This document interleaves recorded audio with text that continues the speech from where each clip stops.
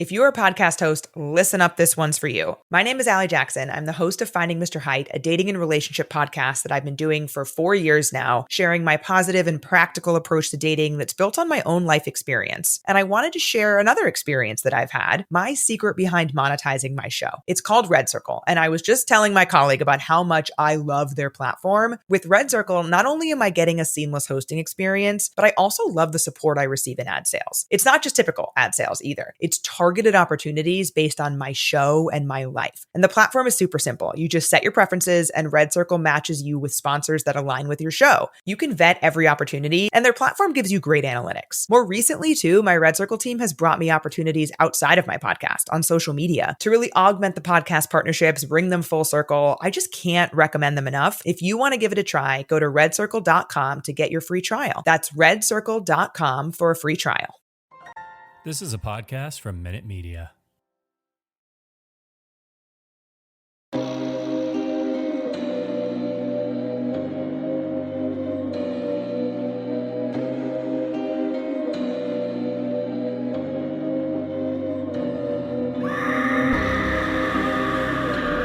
Hello, kitties.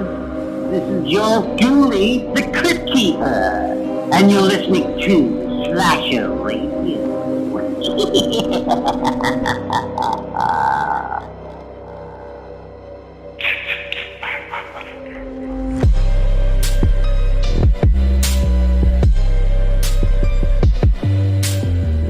Welcome to Slash.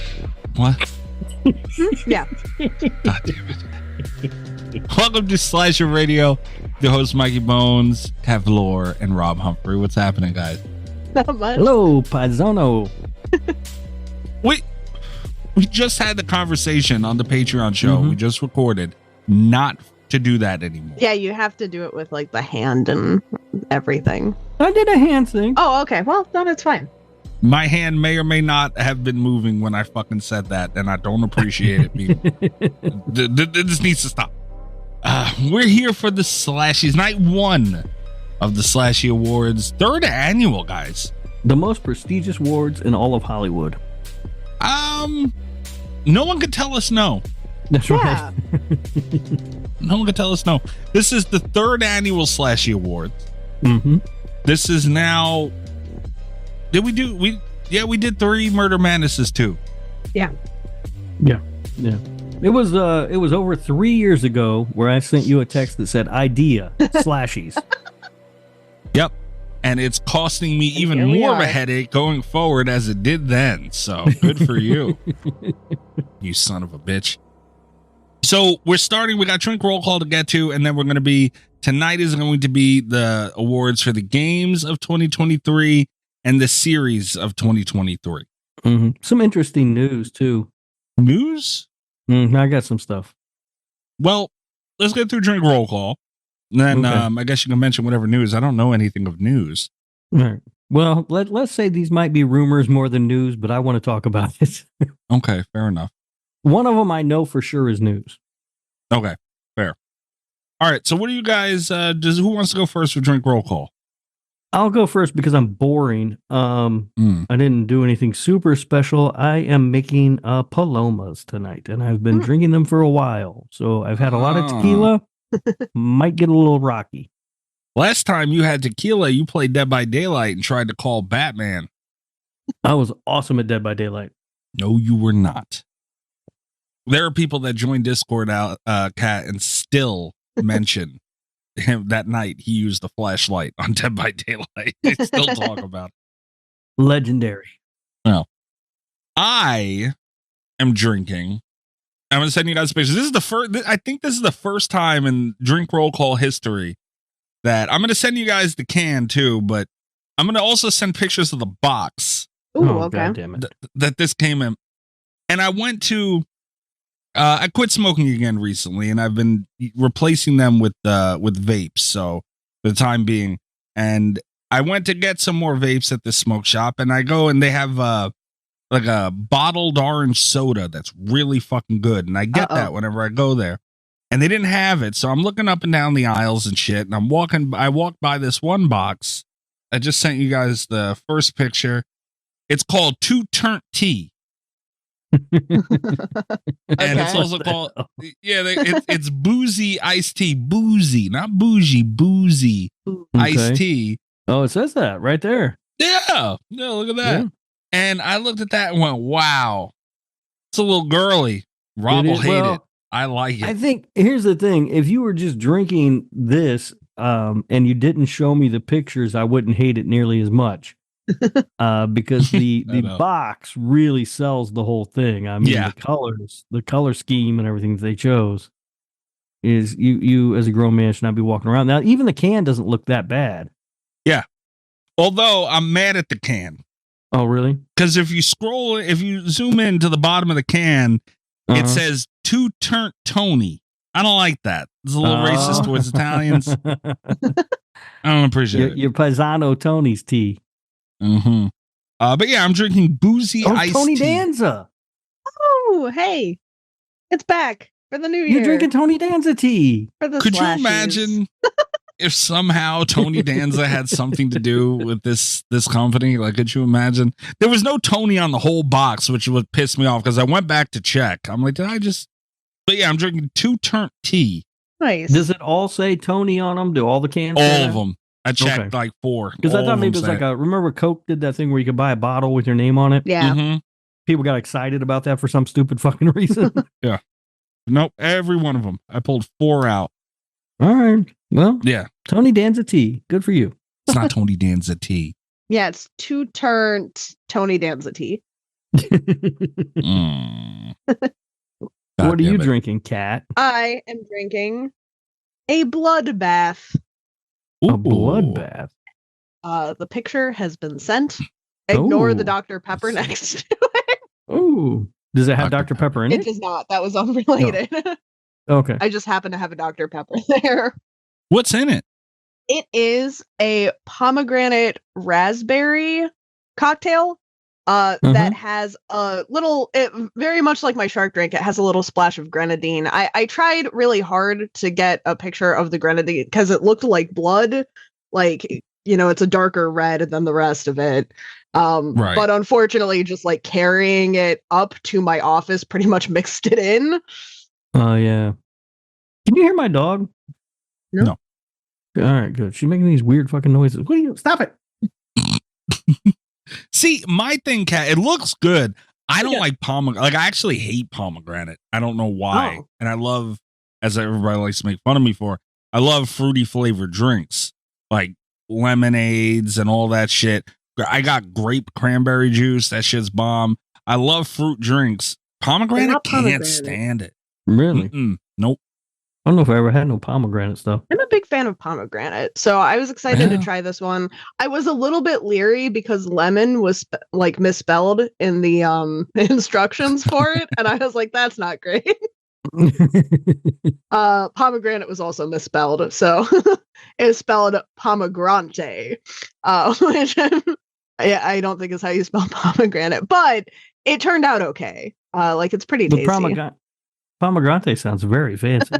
It does. It's like when people talk about going to Target and they say Target. Yeah. Yeah. Which really annoys me too, because they're acting like Target ain't fancy. But after years of going to Walmart, Target feel like the fanciest store in the world when I get to go there. That's fair. Target has gotten fancier too, I think. Target is nice. Yeah, they're leaning into the Target shit. And they good for them. It's time to hump the news with Rob. He's not a genius.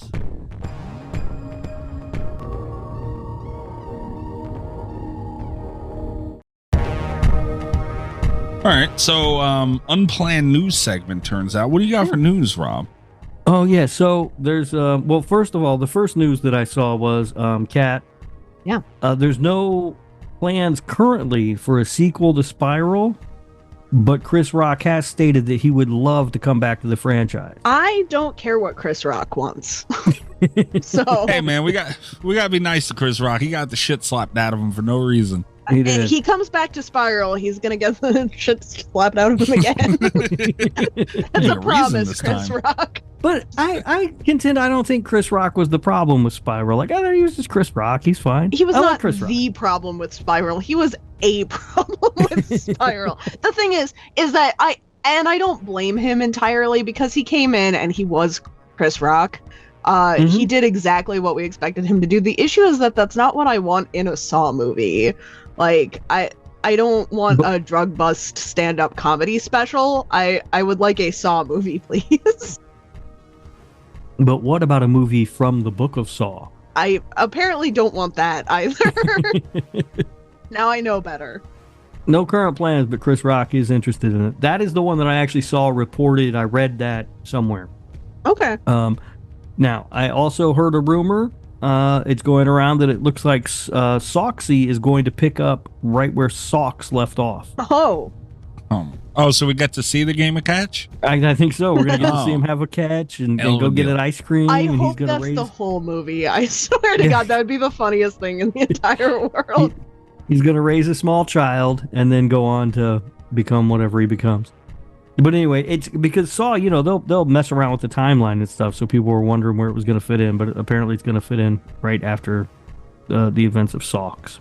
They almost had to, right? Yeah, they had to. Yeah. They kind of trapped themselves there. I mean, here's the thing, is that they didn't have to, but I knew that they were going to because the fan response to what they did in Socks was pretty overwhelming, and they haven't had that kind of response with Jigsaw or, for good reason, Spiral. Yeah, they should have asked me for my response. No. Could you imagine whoever the hell runs Lionsgate or whatever's putting this out? I forget. They're like, hey, Rob, what do you think? Listen, I'm just saying, I'm a good sounding board for that sort of thing. No. The final thing that I heard, again, sort of rumor floating around, it appears now that Paramount is attempting to buy out Spyglass from the Scream franchise. Yeah, dude. Because Paramount knows they can have, dude, it's Scream. Yeah. There's money to be made. And these people just don't want money, apparently. I don't understand. So, but I saw that, or I heard that, and I thought that was rather interesting. Unfortunately, I'm guessing Paramount will be able to offer more than the peanut butter beer and Lone Star beer that we had been able to offer up. So I don't think we're going to get those rights. The fuck? The problem is Paramount listens to the show and they heard us with the bidding war and they had to go in and try and fuck it up. Paramount, great, thanks a lot. Well, just for that, Paramount, I'm drinking the rest of this Lone Star. Well, hopefully they'll still be smart enough to give us Duke versus Ghostface. Stopped saying that. Disrespectful. It wouldn't be the worst thing to happen to the Scream franchise this year. And for the record, I will not drink the rest of that peanut butter beer. You're not fucking me twice, Spyglass. That will still be available, Spyglass. We'll just throw that in. If anyone wants it, let me know. I will pay for shipping. Anyone. And I know that I said that was the last thing, but I'm drunk, so I forgot about this other thing, which also is, I do know to be actually true. And I don't know if you guys saw this or not, but Jordan Peele's new movie that was slated for a Christmas release this year has been dropped from the schedule. I've seen that. I talked about it on Cult FM a little. Yeah. Look, if it needs to be pushed back, it needs to be pushed back. So the reason that I saw was it just said strike-related delays. But if it was getting... So there was a lot of talk, and I was under the impression that it was going to be a Christmas horror movie. It was getting a Christmas release. If that's the case, are they going to make us wait a full fucking year? Are we not going to get this till Christmas 2025? Maybe. That would be something, huh? Yeah. If it's horror enough, we might be able to get it. I mean, they're putting out Terrifier 3, which is a Christmas movie in October. So that's the earliest we could get it if they stick with Christmas stuff. If it is Christmas stuff. Yeah, I mean, they do that. It's The Wonderful Knife was in theaters before Thanksgiving. I don't know. Hey, if it's not ready, it's not ready. I'm never going to be... Everyone fucking bitches about shit coming out, getting delayed. Dude, if it needs to get delayed, it sucks, sure, but fine. Don't put out shit. Yeah. That's why Slashie's out this week instead of last. Yeah, we do kind of have to be nice about it this particular week, I guess. Mm-hmm.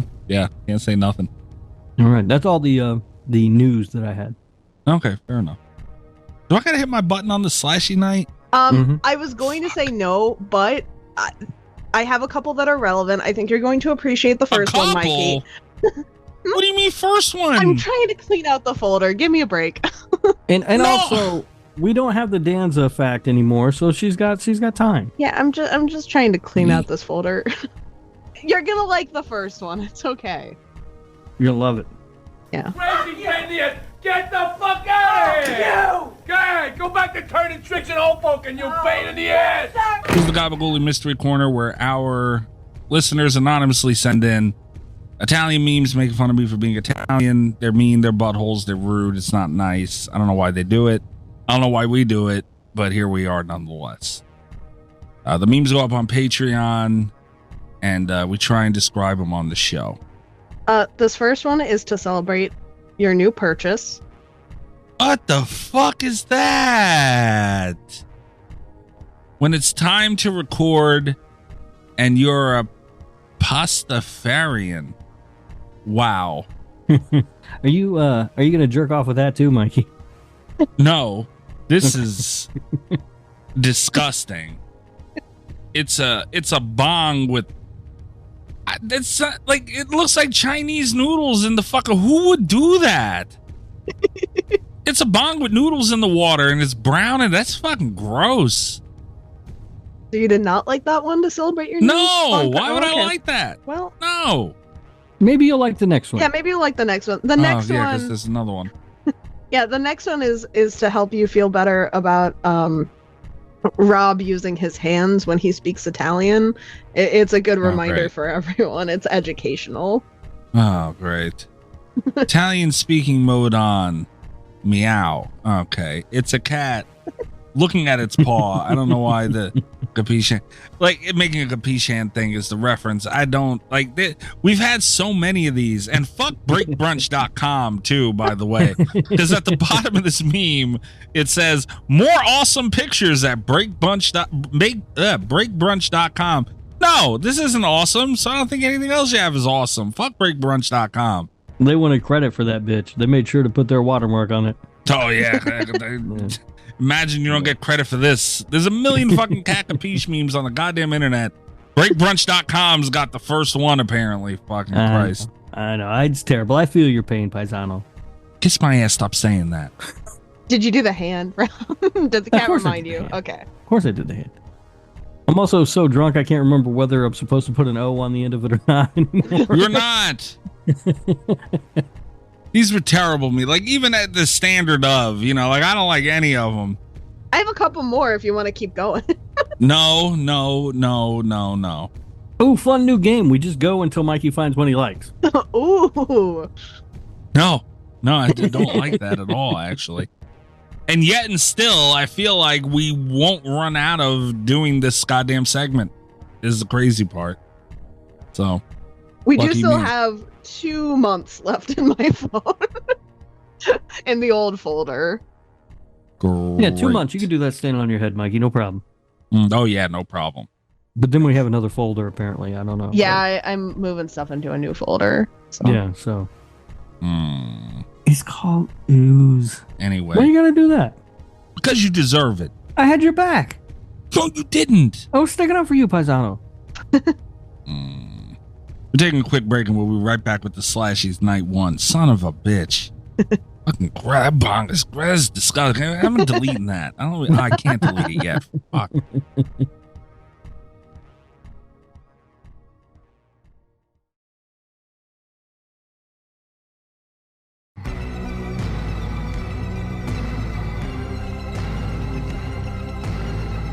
All right.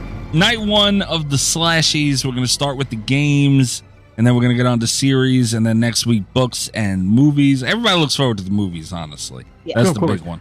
Of course, and the other thing that people look forward to are the special awards that I hand out throughout the ceremony, and we will have some of those tonight. Yes. It's a good reason to listen. We think you should listen to the show, is the consensus. Contrary to what Rob tells people, apparently. Okay. So we're going to start with the first category, the first award, and it is the most anticipated game of 2024. there's a lot of heavy hitter contenders here. And the first one is Alone in the Dark, followed by Dark Fracture, Killer Clowns from Outer Space, Little Nightmares 3, Stalker 2, The Casting of Frank Stone, the untitled Friday the 13th game, and Vampire, Bloodlines 2. Now, I have a question. Yes. Is Stalker 2, do you play a Stalker in that game? I never played Stalker 1, so I have no idea, but apparently people really like that game. All right, I'm going to look that up because that sounds like it could be fun if I get to stalk somebody. I feel like you shouldn't say that on a recorded airing of anything because you might go to jail. I'm just trying to help you out here. All right. I'm guessing you guys, your favorite would be Little Nightmares 3. The Casting of Frank Stone. I Really? I voted for the casting of Frank Stone as well. Really? Or I voted for Untitled Friday the 13th game, but I believe I voted for the casting of Frank Stone because I don't believe we will get Untitled Friday the 13th game in 2024. Okay. That's yeah, fair. of course. The casting of Frank Stone is super massive. I love their games. It's also Behavior who made Dead by Daylight. I know. And you don't love those games. I'm a master at their games, though. Sure. Terrible. And Stalker, by the way, is a first-person survival horror game. I'm not interested at all. Okay. I voted for Killer Clowns. And, casting of Frank Stone, Behavior and everything else, that's great. And I'm sure it's going to be phenomenal. But the whole story aspect, just personally not for me. And Killer Clowns looks fun as fuck. And the winner of the first Slashie is Killer Clowns from Outer Space. By a good margin, too. People are looking forward to it. Yeah. Followed up by Untitled Friday the 13th game and Vampire, the Masquerade Bloodlines 2. I don't know what that is. I never played it either, man. But apparently people like it. I was not as big a fan of Bloodlines as some of the Vampire the Masquerade IPs, but I think would have been my second choice if I had 2 votes. Okay. So I think it's kind of nice to see a little bit of love for it. I'm not upset that I didn't win, but okay, that's a nice nod. Yeah. All right. Next award is for Best 2023 DLC release / update.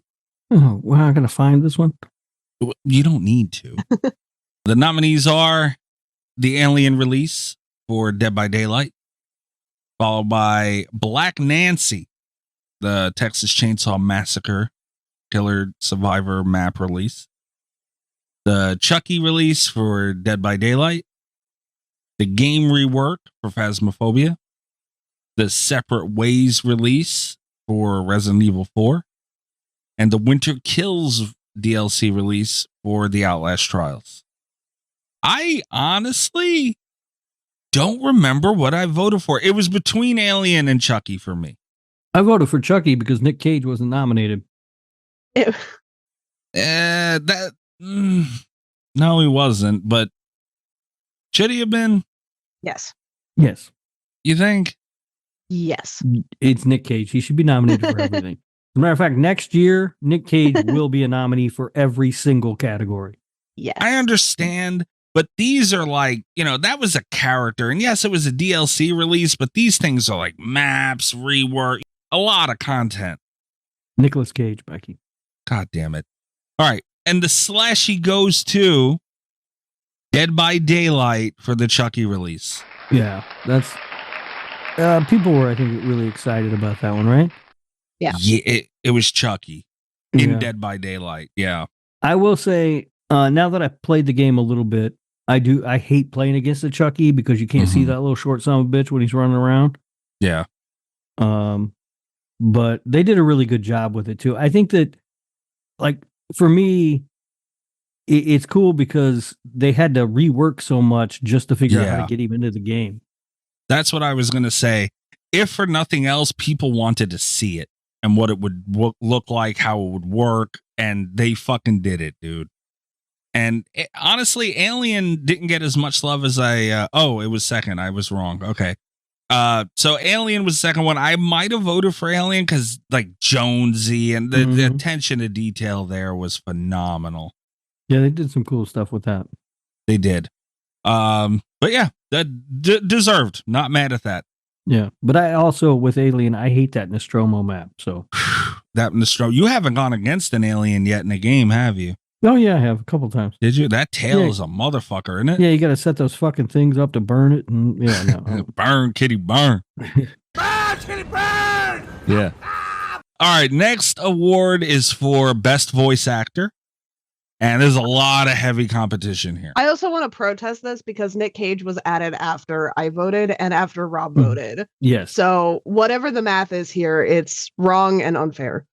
Well, I can tell you this. Nick Cage was added the day after this came out, so very early. And if I gave both of you 2 votes, it wouldn't be enough to win anyway.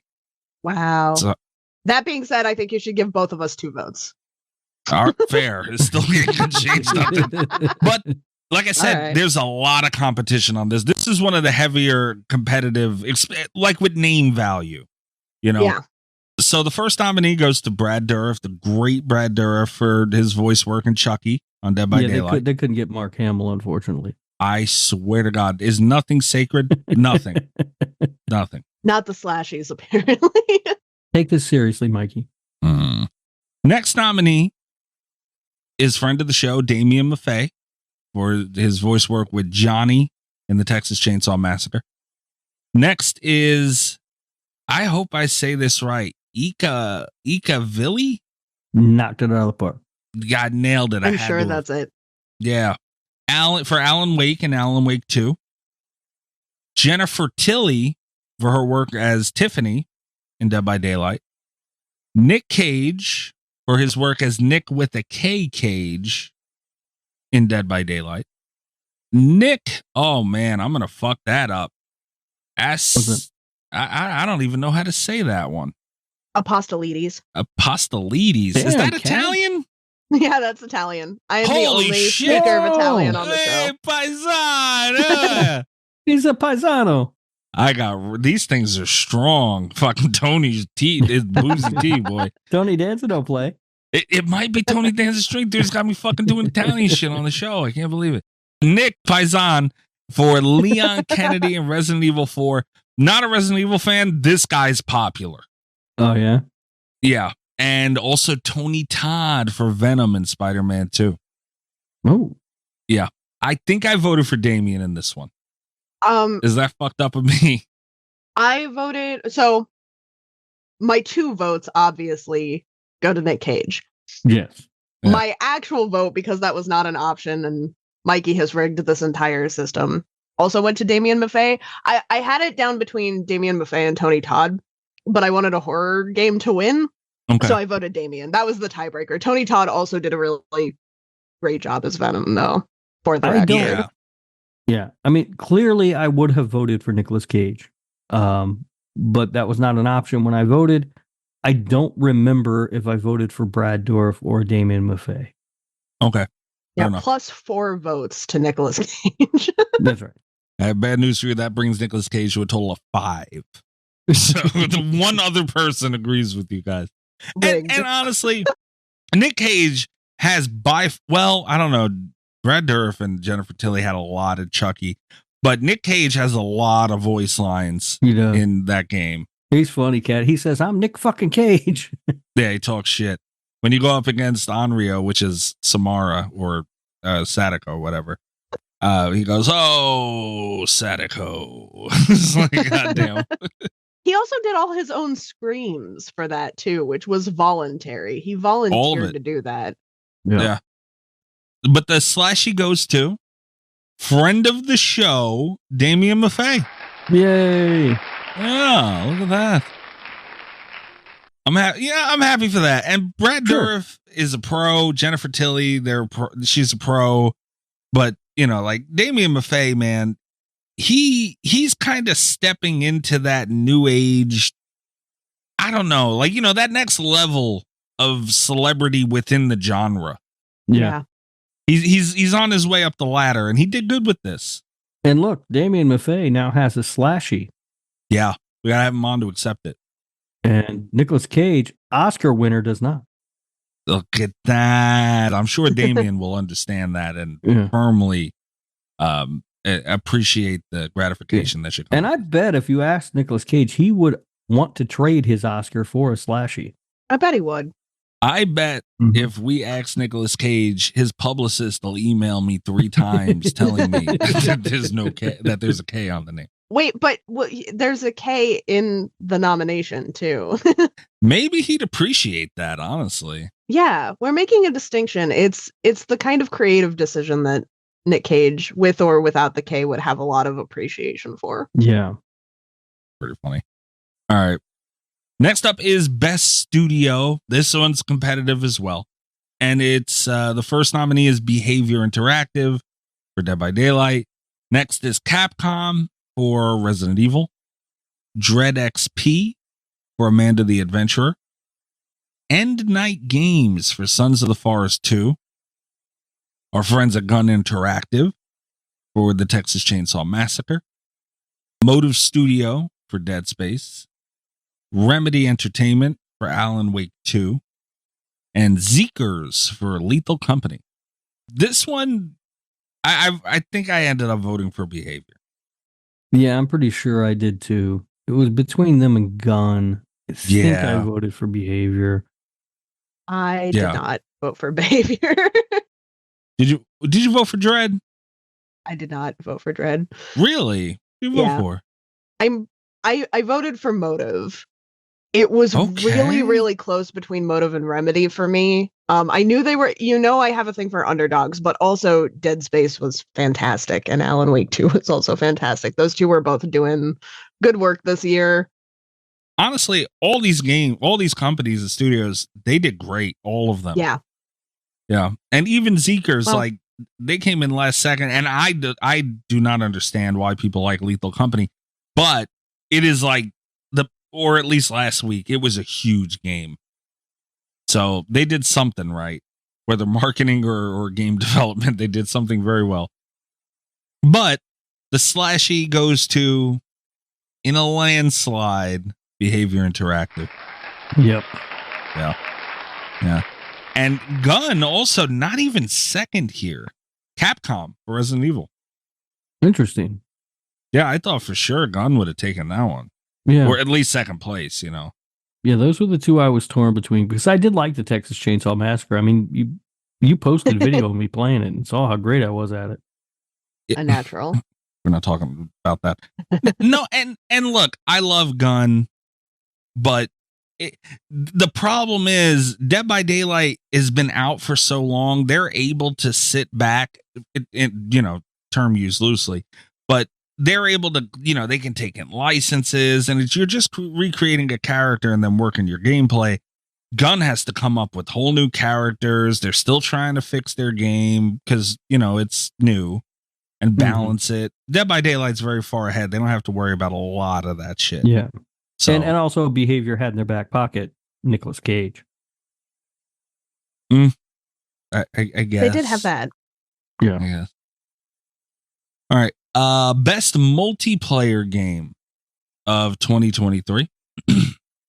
And the nominees are the Texas Chainsaw Massacre, Sons of the Forest 2, The Outlast Trials, Lethal Company, and Dead Island 2. I voted for Texas Chainsaw. I also voted for Texas Chainsaw. I did not play any of these because they are all multiplayer, but I did watch a lot of Texas Chainsaw streams. I had a lot of fun doing that. Yeah, I also voted for Texas Chainsaw because I crushed that. And my favorite video of Texas Chainsaw, to be fair, was Rob playing. So. It was pretty funny. It was funny. I lost a couple of clips, Kat. I was trying to make a montage of Rob playing Dead by Daylight. I haven't had the energy and I missed quite a few really good ones. So it's because I'm creating gold every time I play that game. You tried to call Batman with a flashlight in the middle of being attacked by the killer. Kat, she felt so bad for him that match. She gave him Hatch. She slaughtered everybody else, downed him, had him dead to rights, picked him up and brought him to freedom. Another daring Hatch escape by Rob. They seen him swing that flashlight around and was like, "Oh, look at him." He has no clue what the fuck he's doing. That's it's a strat. That happens to him more than you think. Look, I will say this. You laugh all you want about me swinging that flashlight around, not knowing what I'm doing. I survived that round and you didn't. You survived like a bitch. God damn it. Survived. Unbelievable. Yeah, I died like a son of a bitch. That can kill it. Okay, now the Slashie goes to Texas Chainsaw Massacre. Yeah. Woo! Yeah. They deserve that one, I think. Next one is Best Single Player Game 2023. A lot of competition here too, especially with the big ones. Alan Wake 2 is the first nominee. Amanda the Adventurer, Dead Space, Dredge, Killer Frequency, My Friendly Neighborhood, and Resident Evil 4. Can I talk about this one real quick? Sure. Please. I voted for Alan Wake 2. We've been waiting for it for a while. It was a phenomenal game. I had a great time. I had more fun, I think, playing Dead Space. My issue was I really, really wanted a new story to win Best Single Player Game. And I'm saying that, I'm not looking at the thing currently because I didn't scroll down. I'm here for the surprise. I'm here to react live. I have not looked at what won. I say that knowing full well what won anyway. And that's firmly where I stand on this. And I want to go on the record that a new story, cough, cough, Alan Wake 2, cough, cough, should have won. Fair enough. I think, honestly, I voted for Killer Frequency. I also voted for Killer Frequency. Did you? Mainly because of these games, that was the one that I had watched gameplay of and enjoyed. Yeah, I've seen Resident Evil 4 gameplay. I've seen some Alan Wake 2 gameplay. It was between Killer Frequency and Alan Wake 2. Honestly, I thought Killer Frequency, it got a good amount of popularity for being such a small game. It was a small game, but it was fun. I enjoyed watching people. I didn't play it myself, but I enjoyed watching people play it. Yeah, and the voice work was great. They did a great job on that game through and through, and it had some vibes to it, and it felt good. Saying all that, they could not have gotten radio more wrong if they had tried, but it was still fun. You don't have a basketball hoop on your garbage pail, man? That was the most realistic thing, actually, in the game. That was the closest that they came. I personally don't have that at the station that I work at, but I have worked at stations with things similar to that. We used to have a dartboard in one of the studios and stuff. But there are just a lot of little things that would drive me nuts. But I'm guessing most people didn't notice or care. I have no idea. Yeah. And I thought this story was kind of fun, and it was a good game. I enjoyed watching people play it. Yeah. All that being said, Kat was right. The Slashie goes to Resident Evil 4. I'm not a Resident Evil fan. I love the first game. The first game is great, and it's just not a game for me. And I don't have the interest that a lot of people do in Resident Evil 4. And honestly, it's kind of pissing me off they keep doing these re-releases. Yeah. So, that's true too. Don't understand.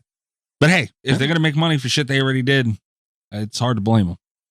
I think it was more impressive when they did it for the first one than the second one. Yeah, because the first one and the second one needed it a lot more. Right. People still, I know people that still play through the fourth one. We didn't need this. Yeah. Yeah, it's true. The best indie horror game for 2023. And the nominees are Amanda the Adventurer. Dread Central's been putting out a lot of gaming stuff too, by the way. Yeah. Amnesia is the next one, The Bunker. Deceit 2, which I got a key for and never fucking played it. I kind of forgot about that. Killer Frequency. Lethal Company. My Friendly Neighborhood. And Oxenfree 2, Lost Signals. I think I voted for Killer Frequency here again. I definitely did. I did as well. It was really close for me between this and Amnesia the Bunker, but ultimately I went with Killer Frequency. Yeah, I know I voted for Killer Frequency because I've never even heard of any of these other games. So, yeah, I'm not. But in full disclosure, I'm not as big a gamer as you are. And the games that I play tend to not be the kind of games that get nominated for awards on this show. Yeah. Currently playing the hell out of Coral Island. It's a good time. The fuck is What that? if Coral Island won a Slashie? Jesus Christ. What was the world It's a great coming to? game, but it's not, it's not going to get nominated for anything on this show. It's not scary. Okay, so the Slashie goes to Killer Frequency. Oh, good. Okay. Woohoo! I'm glad they got something for that game because it was a lot of fun to watch people play it. And I do think it was a great story and stuff. I agree. If they need a consultant about radio things, I'm available. Hey, man, they could have used you. Yeah. Although nobody would appreciate that, but you, honestly. Good Lord, did they get some stuff wrong? I'm very surprised Lethal Company didn't win. If this would have came out the week it was supposed to come out, Lethal Company might have won that fucking game, boy. People loved it. And here's the final Slashie for the video game section, and it is the big one. The best 2023 horror game. Games that came out in 2023. And the nominees are Alan Wake 2, Amanda the Adventurer, Dead Island 2, Dead Space, Lethal Company, The Outlast Trials, The Texas Chainsaw Massacre, and Sons of the Forest 2.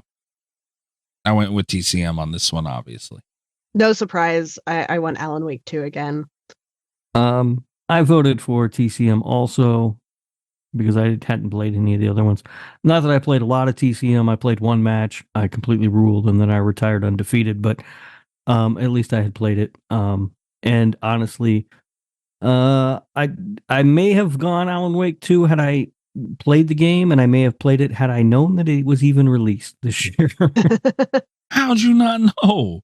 Because I don't pay attention to like video game circles, you know what I mean? Like stuff. It's with video games, it's like things just sort of find their way into my orbit, and the things that don't, I just don't know exist. It was all over Twitter and our Discord. Jinx was posting it like a son of a bitch. I get in our Discord, never. Good job. Good job, Rob. Good job. Proud of you. Unbelievable. All right.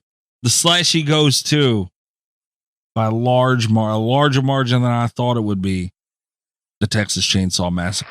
Yeah, good for them. Good for them. Yeah, they do deserve it, man. They did a great job with the game. It looks great. Like, because I jokingly say I played one match. Well, that's not the joke part. The joke part is that I retired undefeated. But I did only play the one game. But I watched a lot of other people play it. One of my favorite YouTube things that I caught was a live stream from James from Dead Meat and his. I guess they're married now. I believe his wife. They were wine drunk the night that the game released, and they got on and played it. And God, it was so funny. But it was just so much fun to watch people play that game when it came out. It was, man, and people got into it with the cosplay of it all, and it was just people were looking forward to that game for a long time. Mm-hmm. And they did a great, dude. They built a whole multiplayer game with perks and everything. That's a lot. Yeah. Our dear friend Allie had an addiction to the game. It was a problem. yeah, that is true. Allie did. Is this a 5 o'clock free crack giveaway? Huge clown penis. I do miss hitting that button. Is really funny. We lost Allie for a couple of weeks of her life to that. Yeah. I mean, and Alan Wake looks like a great game, and a ton of shit goes into story games. That's a whole nother world. But TCM, they got a lot on their plate, man. They deal with the public like a motherfucker with a multiplayer game, man. That's just not easy. Mm-hmm. Yeah. Oh, video game people suck, dude. I see those poor guys tweeting about getting harassed and death threats once a month at least. That's crazy, bro. Yeah, video game fans are terrible. Agreed. Yeah. The only fans that are worse than video game fans online have to be wrestling fans. Absolutely. Wrestling fans are like the most toxic fan group in the world. It's so fucking awful. And idiotic. Like, it's just like talking to a fucking wall. Yeah. An angry wall. Argue about the dumbest shit, too, like it actually matters. But that is the video game category of 2023. Yep. Yeah, A lot of competition this year, man. I like it. Some good stuff. I mean, Texas Chainsaw, all the Dead by Daylight content that came out, Killer Frequency was a lot of fun. And maybe I'll check out Alan Wake 2 now that I know it's out. Yeah. And I want to say this too, real quick, ending. It's something I feel passionately about. It's mostly for multiplayer games, and it's between Dead by Daylight, TCM, and just in general. People need to understand, because last year was really just, the Dead by Daylight categories, which were the biggest, and everyone waiting on TCM. That was what the Slashies for games were last year. And now it's like people, that line of DBD people who hate TCM and TCM people who hate DBD, both of those groups of people need to understand both these games need to exist and do well at the same time, because guess what? I love Behavior. They've been very nice to us. It's been great dealing with them. But I feel they felt content for a while. And dude, look at what TCM came out, and we got all of that. And Dead by Daylight, Chucky, Alien, Nick Cage, they had to step it up. So competition's healthy is all I'm going to say. And people need to just let these games exist. Yeah. Yeah. Makes them both better. But there's a tribalism to it, right? It's like, well, again, back to professional wrestling, right? It's this company's better than that company. And it's, it's a lot. Yeah. But without one, the biggest company is just going to be there and be content and be mid. Yeah. And with competition, whether it's going to win or not, is going to make them try. And that's what we've seen this year, and I just hate the people who are so fucking hard about it. It's like, this game is the worst. Like, they need to do well. You realize that, right? Yeah. Yeah. That's it. That's all. That's my little TED talk. So there you have it. The 2023 Video Game Slashie Awards. Okay.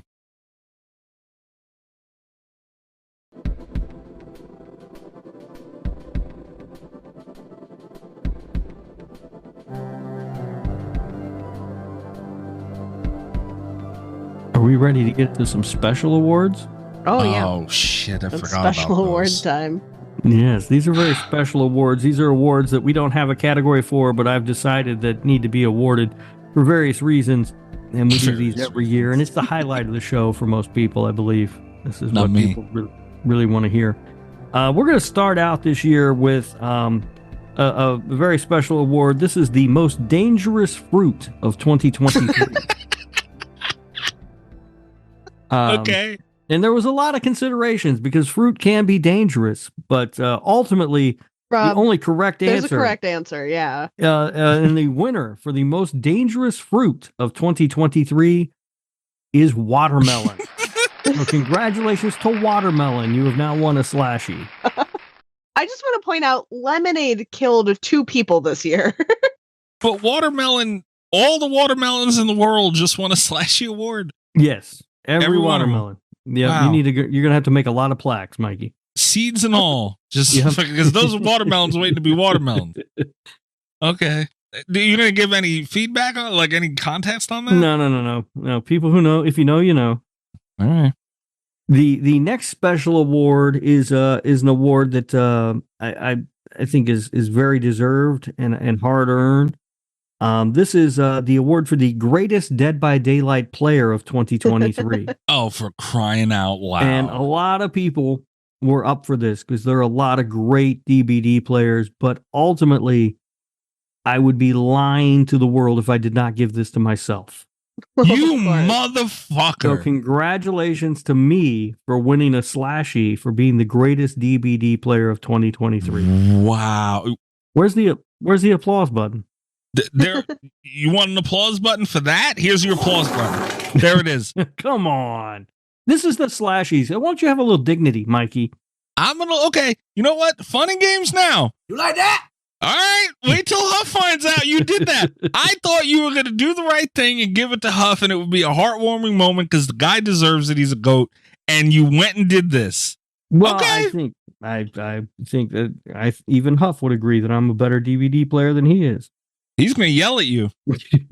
Hey, you know he's going to yell at you. All right. Now we have the next award goes to a film And this is the award for the movie that everyone got wrong except for me this year when we talked about it.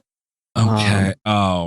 So congratulations to I Still Know What You Did Last Son Summer. of a You have bitch. won a Slashie officially. You can put that on the poster art. Slashie Award winner for the movie that everyone got wrong except for me. Really? Yeah. Really? Yeah. Where's the applause button for this stuff, Mikey? I don't know about that one. There you go. Again, This is a dignified event, Mikey. You know, I believed that it was a dignified event. Then you Right? gave a Slashie to I Still Know What You Did Last Summer. I'm wearing a tuxedo over here. I am too, but I got stains on mine.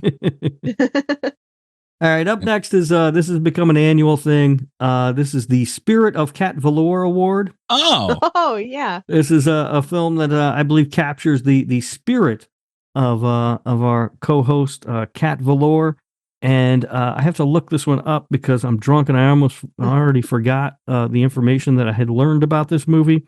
Typically I try to find sort of obscure movies that, and usually they're movies that I have not seen yet. But I think Cat might enjoy anyway. And this year's winner of the Spirit of Cat Velour Award goes to a film called Humanist Vampire Seeking Consenting Suicidal Person. that is fucking perfect. That This sounds is amazing. a 2023 Canadian French language vampire comedy drama. What the hell? Where did you find this? Sasha is a teenage vampire who struggles with the morality of killing people for their blood. However, after her parents are cut off her blood supply, she enters a pact with Paul, a suicidal and very depressed boy, on the condition that she must spend the night helping him finish the things he still wants to do before he dies. Aw. Yes. Wow. And it's in French, Cat. Yeah, I like that. I like Yeah. those. It's a very thoughtful pick. Yeah, I It is, appreciate it. it And you is. did good last year, so we'll revisit this in a few weeks to see All right. how you did this year. All right. Along with that, we also have the Spirit of Mikey Bones Award. Yeah, here we go. And this is a movie that I believe sums up the spirit of Mikey Bones, Uh-oh. much in the same way as Cat. And this year's Spirit of Mikey Bones Award goes to a film called The Jester. What? Yeah. It works on a couple of levels because you are a clown, but also because I think it might be a movie that you would enjoy. It is a slasher film. And the plot synopsis: a malevolent being known as the Jester terrorizes the inhabitants of a small town on Halloween night, including two estranged sisters who must come together to find a way to defeat this evil entity. What year did this come out? Because this sounds suspiciously like the movie that won this award last year. No, the movie that won this award last year was called Bitch Ass. Yeah. Oh, that's right. Okay. Yeah. Yeah. So you had last year. My movie was Bitch Ass, and now it's Jester. Are you making a sentence? We got to do this for another 4 years to figure out what you're trying to say? What the hell, man? No, I think the whole sentence is bitch ass Jester. Right? If you will remember last year, when I said bitch ass, you got all high and mighty and upset. But then when I described bitch ass to you, you went, oh, yeah, that does sound cool, actually. Yeah, I remember that.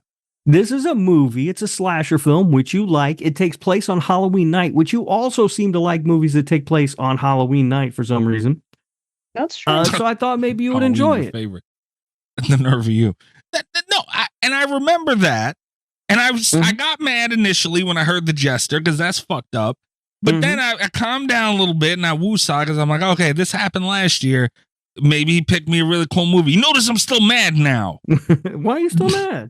Because no, that sounds mid. I don't like that. This is a shitty award. You know what? Here we go. Come on. You happy? You are ruining the slashies, Mikey. You're ruining the slashies. Hold on. We got to stop the whole show now so I can send you the poster for this movie. Yeah, let's so see you the can see poster. that it is. I think this will really turn you around on it. If this is stupid, I swear to God, I'm taking this suit off and I'm leaving. All right, I'm sending it right now. There you go. Look at that. Oh, All right, that looks kind of cool. But still. See the tagline? Now you see me, now you die. No. Yeah, I'm going to admit they should probably punch that up a little bit. It's a Dread Central film too. No, it's a little better now, but still. I'm kind of mad. Why you gotta come up with fucked up names for me, man? I thought you would enjoy it. Kat, I hope you like the humanist vampire seeking consulting suicidal person. Yeah, I hope so too. Yeah. Like he doesn't seem on board with this. No, he doesn't. No.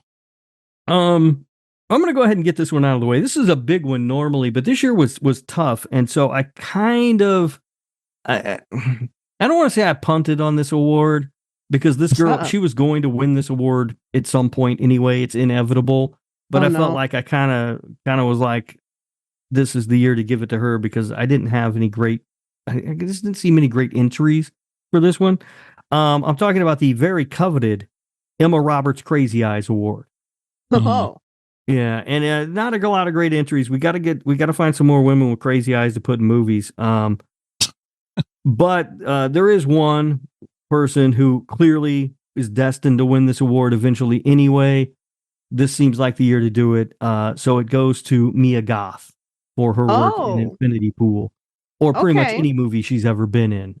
I think that Mia Goth has the crazy eyes. It's certified. It is now official. She has won the Slashie. Congratulations to Mia Goth. Okay. But I do feel like that's kind of like the easy pick, right? She was going to win eventually. Yeah. Yeah, it was going to happen eventually anyway. But it was one that I kind of kept like, I was kind of like looking for somebody else because I felt like, man, that's a really easy pick, but. Yeah, she deserves it. She deserves it, man. Yeah, well, she did, and I just didn't see anybody else who came out. Because, last year, she almost got it last year because she was in Pearl last year. She has crazy fucking eyes in Pearl. Yeah. Crazy eyes. But she should have won last year. Well, at the end of the year, that girl. Yeah. I don't remember the actress's name, but she pulled it out. Riley Dandy. Yeah. Was that her name? Yeah. I'm Googling that right now. Are you sure? What was she in? Remember, we Googled her to see what she looked like, and we found the crazy eye picture that found us. Yeah, that is her. You remembered her name. Wow, look at you. She was in Christmas Bloody Christmas. Oh. Yeah. But yeah, so yeah, Riley Dandy came along on Christmas Bloody Christmas, and I was like, hold on, we might have a winner here. Kat found the picture again. I found the same picture. It's the first picture now. Yeah. That picture finds you. And again, Mia Goth was going to win this award. There's at least one other person that I can think of who is going to win this award eventually too. But it's like I'm trying to find ones that are maybe, not so secured in everything that they're in to give it to first. Yeah. But Mia Goth, she got it. This was her year. Okay. Next up, we have an award that I'm calling the Greg. Second time. Yeah. And this is for the person who has the craziest opinion of the year, basically. Yeah. And this year, the Greg is awarded to Will the Thrill. Oh my God. Yeah. Wow. Yeah, that goes to Will the Thrill for his insane Halloween rankings and his take of putting both Halloween Ends and Halloween 3 so low on his list. I don't know what he was thinking. I don't know where this comes from, but I was completely taken aback by the whole situation. You were correct in doing that, Will. Congratulations on your Slashie, sir. You deserve it. Not for what Rob said. You are now a Slashie Award winner along with Watermelon, Will. Congratulations. And Mia Goth. Damn, man. And along those same lines, we also have an award named after one of our other patrons, and this award is called the Leah. Ah, yeah.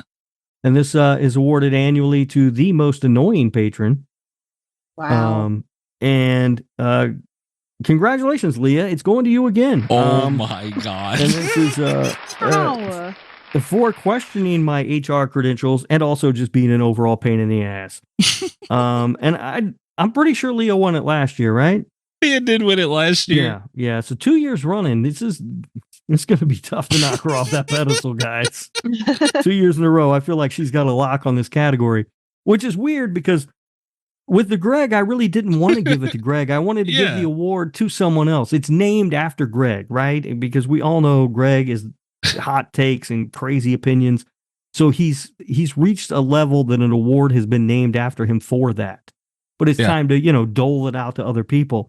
But the Leah, also, she has reached a level of annoyance that this award is named after her. She's such a pain in the ass all the time that, you just name the award after her. But there's no one comes close. I don't know what to do. Leah is incredible. That's all I can say. Leah has a lock on that. Good job, Leah. We've only got 2 more here to go. The next one is a new award, and I think this is something I might be giving out annually as well. This is the Nicolas Cage Award. Oh, God damn it. And this is for an actor who gives a performance that where they seem to be reaching into the depths to find their inner Nicolas Cage. That does not always work, but they swing for the fences. This year's performance, I don't think actually worked at all, but he did swing for the fences. This one goes to Justin Long for his performance in It's a Wonderful Knife. Okay. Fair. Yes. All right. I don't know if you guys have seen It's a Wonderful Knife, but he's definitely trying to reach his inner Nicolas Cage. I agree with you. I don't think it did work, but you can see the there was an energy there that he reached for. No one is Nicolas Cage. No one except for Nicolas Cage. But I admire the effort to try to reach that level, and Justin Long very much did try in that movie. I thought the Nick Cage Award was for somebody else who if somebody fucked the most puppets this year. No, but next year we'll have a Mikey Bones Award for somebody who's got the most jerk off hands. There's no way that no one else owns at least 2 of those hands. All right, there's no way. You can buy 8 at a time. I don't know why anybody would, but you can. All right, and then the final special award for this week's for the opening night of the Slashie Awards is something that I'm pretty proud of. This one, actually. This is the award for the strangest decision of 2023. Okay. I think it's a 3-way tie. We're all still doing this show. It's not necessarily a good decision. It's not necessarily a bad decision. It's just a strange decision, right? We've been hanging out down south too long. He sees rednecks doing dumb shit, and he's just like, that's an award. This award goes to the person who decided to release Scream 6 in 3D. Because remember, that was a thing. When that movie came out, it was released in 3D to theaters. Yeah, no, I saw it in 3D. And it didn't need to be in 3D. There was no fucking reason. It clearly was not shot to be in 3D. It wasn't. But someone somewhere just went, yeah, fuck it. Let's do it in 3D. And fuck it. Yeah, you get yourself a Slashie, whoever that may be. I don't know if you got a raise or if you got fired, but congratulations. Let's be honest. No one's there anymore. They either got fired or left. And I assume you guys have too. You've seen Scream 6 not in 3D. Yeah. Yeah. Right? It doesn't change the experience one damn bit. It's the same fucking movie. It's not different at all. So yeah, that guy, a guy or girl, I don't know who made the decision, gets themselves an award. Congratulations. Good for them. They won an award. Yeah. And look, maybe they didn't get fired for that decision because that is, believe it or I believe the highest grossing entry in the franchise. And I bet the 3D ticket sales, those extra few dollars you have to pay, maybe help. And I bet, regardless, they're not there anymore. And just like everybody else. But yeah, just an odd decision. Not saying it's good, not saying it's bad. Just strange. I like this award a lot. Just out of curiosity, just because I was curious, I did Google who made the decision to release Scream 6 in 3D. And the first search result is an old thread called "To 3D or Not to 3D" by the Right Scream 6 ticket. Another reason for concern involving the Scream 6's unexpected 3D release is the fact that the movie clearly was not shot in any native 3D format. Yeah. No, it wasn't. All right. There was no way that was. There's not shit coming at the screen. There's no reason it needs to be in 3D. All right, and while we're in these in-between awards, we are giving out the award. No, not in-between awards. There's special awards in between. While we're in the filler award. Come on, Mikey. While we're in the bullshit awards. Is that better? Did I fix it? I hate you people. We're going to give out an award. Damn it. I don't want to make it positive. The most bleeps of 2023. I don't know if they should get a Slashie for, because everyone's going to be cursing like a goddamn sailor around here, and I'm going to have a lot more work to do. But anyway, the most bleeps for 2023 goes to one Rob Humphrey. Oh, that's You my went- second Slashie of the night. God, the first one's bullshit. You can't get yelled at for that. Best The- DVD player 2023 and the most bleeps. Holy Yep. shit. Slap my and call me Sally. And he starts already. I don't even have a file made yet for 2024. You're giving me more work already. God damn. Well, I think of us as a team. Like when there's work, we just right out, Mikey. He's just, see, I shouldn't have called it an award now. Yeah, you've created a couple of monsters. We'll probably be able to just rename this to Rob going forward. But Rob, you ended the year. I think you should call it the Gangbang Award, and then every time you have to adjust it, you get 2 God. points.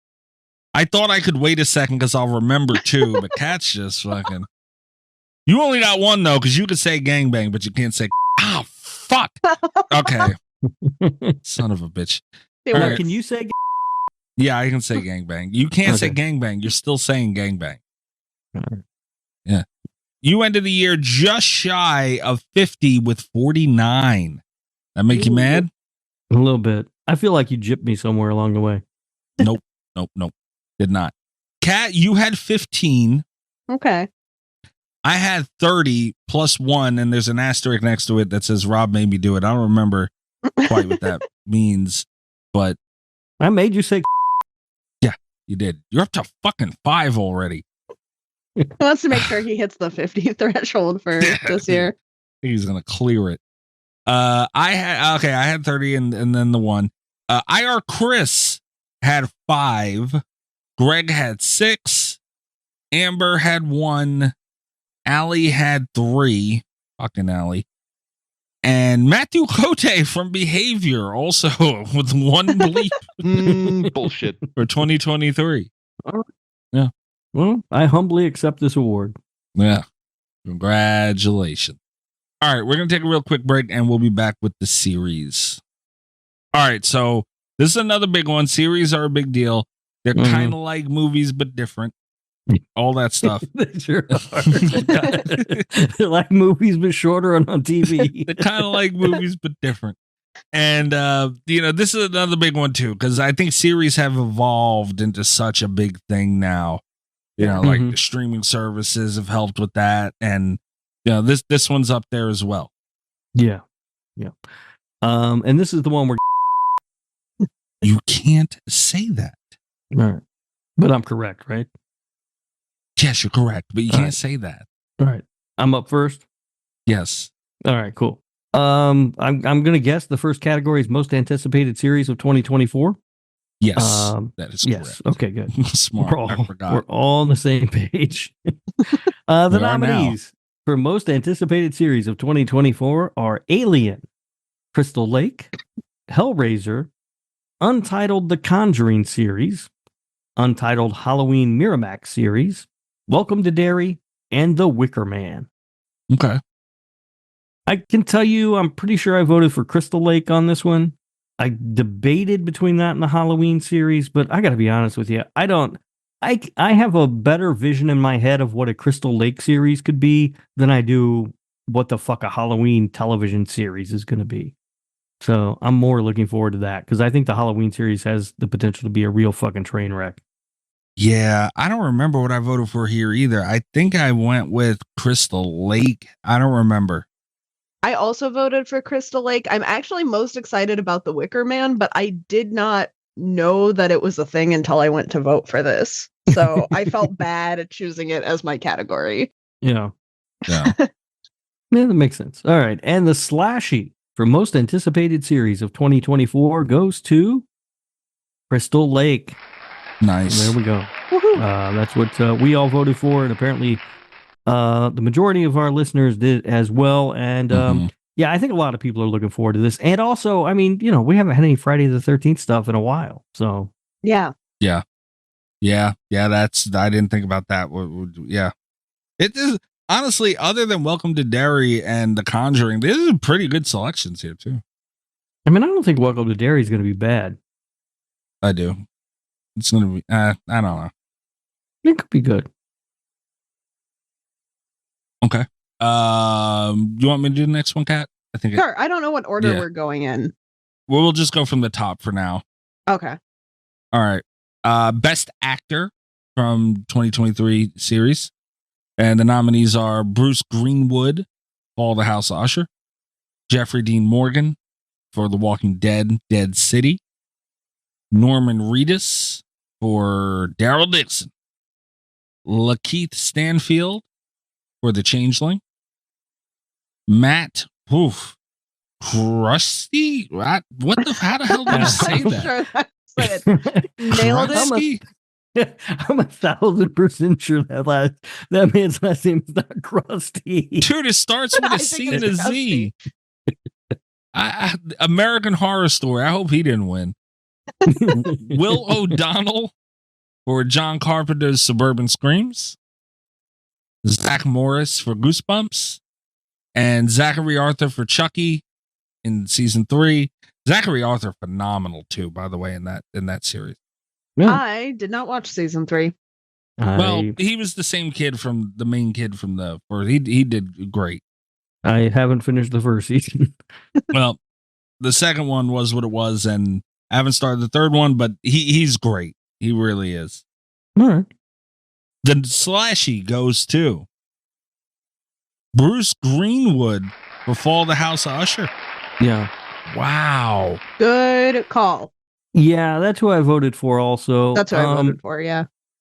I'll be honest with you. I didn't know Lakeith Stanfield was in a series called The Changeling. He's great in everything. So I wish I had a chance to watch that show. I may have voted for him had I known it, just because he's so good in everything. But Bruce Greenwood was just amazing in the Fall of the House of Usher. Yeah. I voted for Jeffrey Dean Morgan, dude, because Negan's just the fucking man. Yeah, I didn't see that. You didn't vote for Matt Krusty? Dude, no. Thank God he didn't win. Kukri, right? Has to be how you say that. Also. Is that? I have no idea. It can't be crusty. I don't know how you say it. I know how you don't say it. It starts with a C and a Z. What the fuck? So Best Actress. Uh-huh.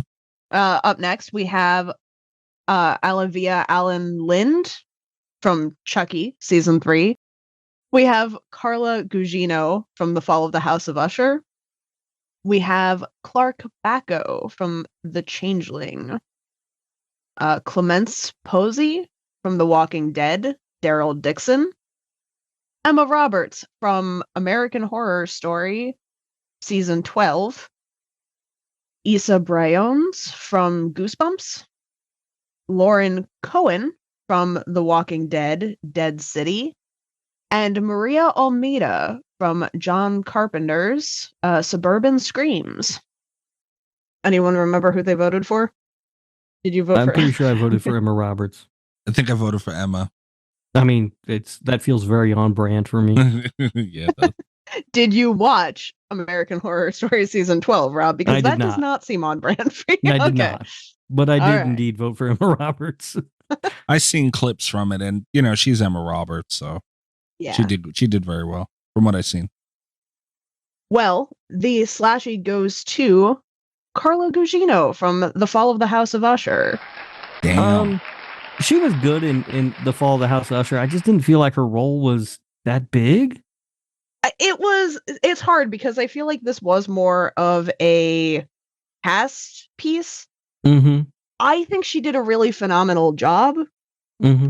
And she's a pretty constant presence throughout the show. Yeah, I mean, I guess she is, but because it feels like such an ensemble piece, and then Bruce Greenwood is so powerful in it. Yeah. That it just felt like him. And also, and I know, Mikey, you're going to think this is a joke, but I'm being dead serious. Mark Hamill should have been nominated for this also. For Fall of the House of Usher, because he was great. Was phenomenal in Fall of the House of Usher. Mark Hamill was so, but also then there's that thing too where it's like I feel like Bruce Greenwood gave the better performance, maybe if we were only going to have one of them. It's just that Mark Hamill got the better character. Yeah, he really did. Arthur Pym is so good. Yeah. All right. But I'm glad to see she won. I think she's a very talented actress. I would like to see her in more stuff. All right. Did we announce the winner? Yes. Yeah. Okay. I'm drunk, just so we're all aware. Unbelievable. So some same. things I'm might not gonna fly lie. by me. While I was reading the nominations, I had the idea. It's like, if any of these people's names starts with a C, I have to read it as Krusty, right? But none of them did. Yeah. All right. So that brings us to Best Director. And the nominees are Alexis Martin Woodall for American Horror Stories Season 3, Daniel Percival for The Walking Dead, Daryl Dixon, Eduardo Sanchez for The Horror of Dolores Roach. I've been watching Eastbound and Down. Has anybody watched that show? Of course not. It's so funny. Oh my God, it's funny. But I'm in the season where Kenny Powers is in Mexico and he has to find a guy named Eduardo Sanchez. And his friend comes, he's like, I found him. And he's like, bullshit, you couldn't find him. Nobody can find him. He goes, he's in Hollywood and he directed the Blair Witch Project. That's funny. Kenny Powers like, I'm pretty sure the fucking guy I'm looking for did not direct the fucking Blair Witch Project. That's really funny. All right, on with the nominees. Aaron O'Malley for Goosebumps. Jeffrey Renfro for Chucky Season 3. John Krusty. John Carpenter for John Carpenter's Suburban Screams. Jonathan Van... Whoa. Tolukin? I think so. Indeed. Nailed it. The Changeling and Mike Flanagan for The Fall of the House of Usher. Anybody remember what they voted for here? I voted Fall of the House of the Usher across the board. I want to see a Chucky Season 1 sweep. This was my favorite horror. So I've talked about this before on the show. I don't think that I get invested in that many like horror TV shows. Like I feel like generally they're not as high quality as horror movies. So I'm just happy that we're in a year where I had strong opinions about this. Okay. Mikey, what about you? I think I voted for Eduardo Sanchez. All right. He's a friend of Did you mine. watch Eastbound and Down? No. He's a friend of mine, and he did something with American Horror Stories the year before last year, which was great.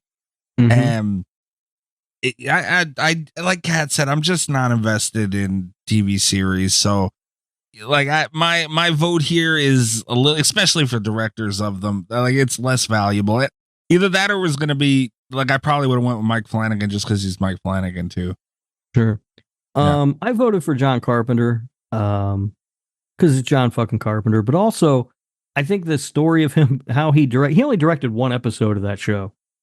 And him directing it from his couch at home remotely is the most amazing John Carpenter story ever, right? Like, I will say, if we had a story about a director, I would have voted for John Carpenter because that's amazing. Yeah, he's like, fuck it, I'm not going. I don't remember what country they shot it in, but it was in Europe somewhere, I think Eastern Europe, and he was like, I'm not going there. I'll just do it from my couch at home. And almost won a Slashie for it. Almost. But he did not win the Slashie. The Slashie goes to Mike Flanagan for The Fall of the House of Usher. Nice. Congratulations to Mr. Flanagan for the fall. And I will say this too about The Fall of the House of Usher. I think I sent a message to our group thing when I started watching it, like, I do not like this show. Yeah. By the time I was 2 episodes in, I was completely invested. Yeah. It starts off slow.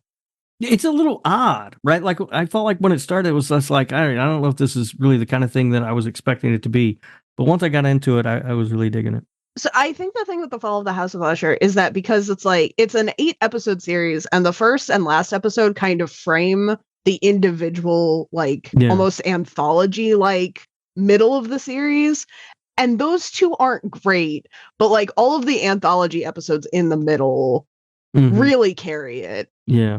It also had the unfortunate distinction of people telling me that it was just like Succession, but horror. And Succession might be the best television show I've ever watched. So the bar was a little high. Even for a show that's good, it was still really high. That's fair. Yeah. but I did ultimately I was sucked in. I really did like it. Okay, that's fair. Yeah, we're facing a Chucky clean sweep too. Full House of Usher cleaning house. Mike Flanagan. Nice. All right, best season. And that is obvious. And I like this category because, not everything came out in 2023, but they deserve some love too. So the nominees are American Horror Stories, Season 3, American Horror Story, Season 12, Chucky, Season 3, Goosebumps, Season 1, John Carpenter's Suburban Scream, Season 1, Fall of the House of Usher, Season 1, The Horror of Dolores Roach, Season 1, and The Walking Dead, Daryl Dixon, also Season 1. I don't remember what I voted for here, honestly. I voted for The Fall of the House of Usher. I will say, if you didn't like Fall of the House of Usher for whatever reason, I didn't see it. This wasn't like the most competitive year for TV series. Mm-hmm. I'm not sure. Like, Chucky has a fan base, obviously, but I just, there wasn't, because we have a lot of first season stuff here this year, and I feel like there weren't, because I didn't hear a lot about John Carpenter's Suburban Screams. I will tell you, Kat, it's not very good. I hadn't heard good things about Goosebumps. Daryl Dixon was kind of insufferable. I don't know. I turned off Joe Bob. I was like, I can't do this anymore. Turned it off. I watched the Joe Bob special, and I did not continue the series after that. I did not make it through the Joe Bob special. I was like, I can't. I didn't see Fall of the House of Usher yet.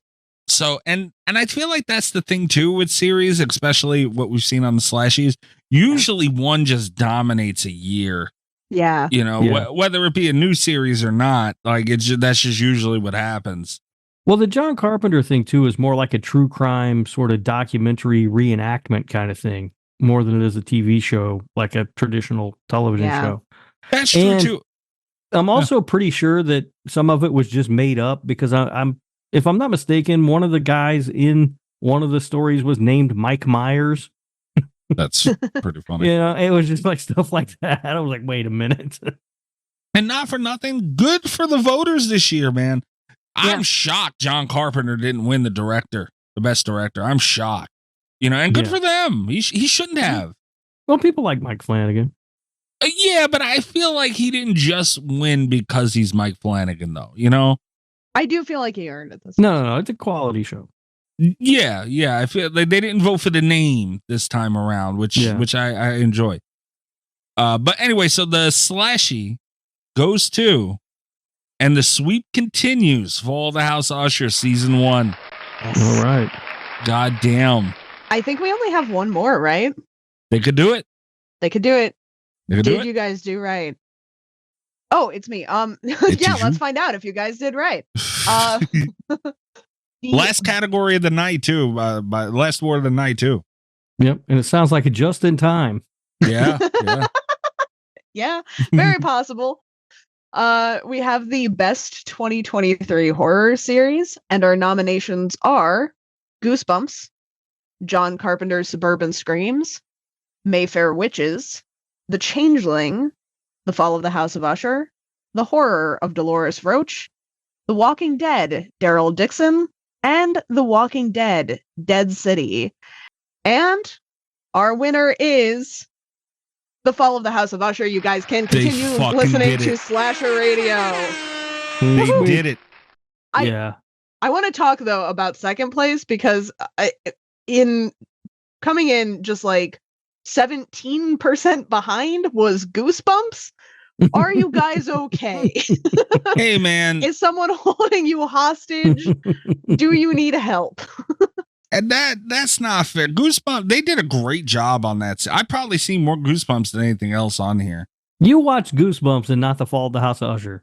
Well, Goosebumps, because I'm not going to be invested in Goosebumps. I don't got to really, I could just put it on. I'm going to revoke your card. You specifically are not allowed to continue listening to the show, I guess. What? Fair. Why? Look, it's not for us. No, but they did a great job. No, they didn't. Who is it for? What kid of a Goosebumps age range is like, those 90 books are fun and colorful, but sometimes I just want something real gritty before I have my chocolate milk. Like, what was the vibe for that show? It was all dreary and sad. Those books are still doing good, though. No, I know. They could have done a show like that. It's for that tween age. It's for me and Rob's age when those books were at their prime. It's that generation now. Like, they didn't grow with their audience, and they're not going to. They're making too much money doing what they're doing. They're never going to do that. I wish they would. Yeah, Kat, look, you're very young, so you probably don't know that these books were extremely popular. Hang on. No. I'm saying they're still extremely popular with that age range of today. It didn't grow with their audience. And I loved, like, the Goosebumps TV show. I loved that shit, man. And they kind of hit that for this day and age. No, it's just sad. Not for us. Yeah, but that they did a good job then. That's bleak. What I'm saying. No. I wanted fun colors. I wanted to feel like I was back in the 90s. I wish. That'd be great. Or what you imagine the 90s must have been like. All right, so that's the Slashie. Congratulations to House of Usher. Clean fucking sweep. It did. Good job, House of Usher. The fall of House of Usher won a lot of Slashies. I won a couple Slashies. It's been great. Been a great night. I found a new French movie to go watch. You did. French Canadian. Mikey's got a movie to go watch. Yeah, I don't know if I'm watching that one, man. I'm a little mad at that one. I thought I nailed it this year, Mikey. No, you didn't. I gave it to you last year, and you had a movie called, what was it? Jackass or whatever it was? Bitch ass. Yeah, even worse. And I still gave it to you. It's been a full year. I understand, because the one that won the Spirit of the Cavalier Award last year was a documentary, and we don't really do those on the show. But how have we not watched Bitch Ass on this show yet? Like, that's just a missed opportunity. Yep. Well, we'll get to The Jester later this year. But yeah, I think a pretty successful night all around. Just remember, everybody stay away from watermelon. That one's funny. If you do that every year, it's got to be watermelon every year. That fear don't go away. Well, we'll see what happens, though. That's true. You eat a pear and shit all over yourself. You never know. All right. Night 1 in the books. Night 2 next week. Books and movies. The movies, there's a lot of categories for the movies, too. So a lot of love going around. I don't look at what's winning until we do this. So you want me to tell you? Don't look. You're going to see. I'm revoking. That's it. You're revoked now. You get it back next week. But be sure you can still vote on books and movies right now. So make sure to go to our Twitters, and in the description of this episode, just like the last one, you'll be able to vote there as well. So let's get some more in there last minute. Voting for this closes entirely at midnight on the night of the 13th, this coming Saturday.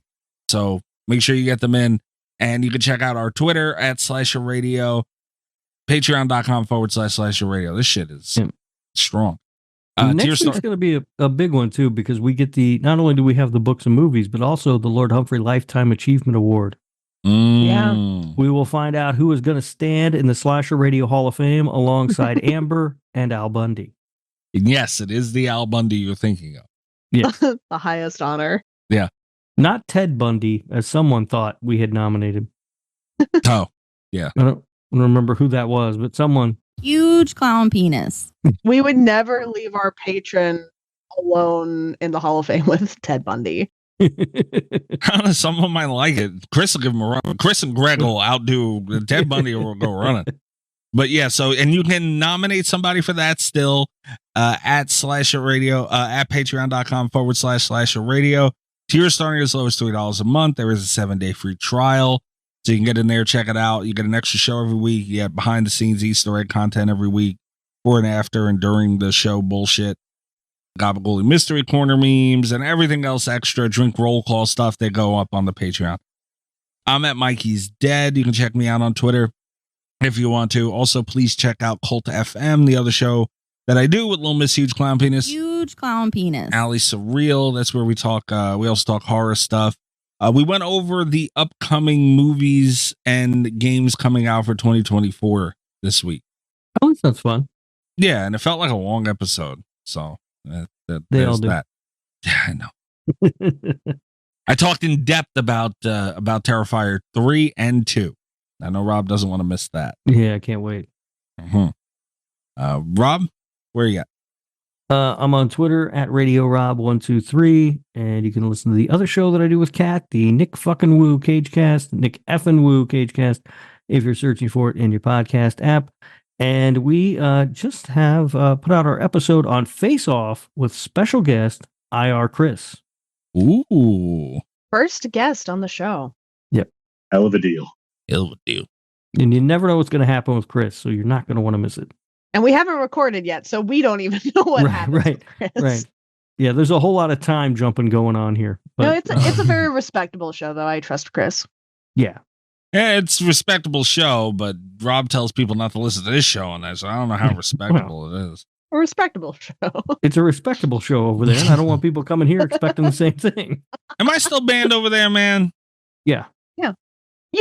Earlier today, you talked about Nick Cage fucking puppets. Well, That's the kind of talk that got you banned in the first place. Yeah. Not only that, but we've got a standoff with the bands anyway because you banned me over on Cult FM for nothing. Hey. I didn't do that. The secret panel of cultists did that. I didn't do that. All right, well. I told you, if I get unbanned from the Nick fucking Woo Cagecast, I'll review with them again. That's not just up to me. I mean, Kat's involved. There's a whole process, a whole thing. We got to talk to Nick Cage's publicist and see if he thinks you could be on the show. Fuck You that don't know guy. how to spell his fucking name. He's gonna see the name of your show and get mad. What do you mean? Don't get him involved for your own good. And that's the second show you banned me from, man, by the way, too. What's that tell you, Mikey? Son of a bitch. Kat, where are they finding you? I hate you. You can find me on... There it is. You can find me on Twitter at cat_velour, VOLEUR. You can check out my website, catvelour.com. At the time that this episode has come out, I believe my new book is out now. Hey. So pick up the Desert Island game wherever you get your books. That's exciting because I pre-ordered it. Oh, exciting. Yeah. Nice. You've got another weird book coming your way. All right, guys. Night 2 of the Slashies next week. Good night from Slasher Radio. All the best with Slasher Radio podcast.